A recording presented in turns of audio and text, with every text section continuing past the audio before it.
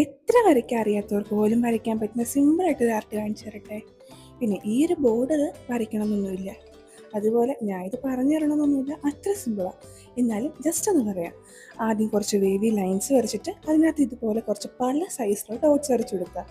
അത് സൈസ് വലുതോ ചെറുതോ ആയിക്കൊന്നും ഒരു പ്രശ്നവുമില്ല. അത് ഈ എല്ലാ വേവ്സിലും ഫില്ല് ചെയ്ത് കഴിഞ്ഞാൽ നമ്മുടെ ആർട്ട് അവിടെ കഴിഞ്ഞു.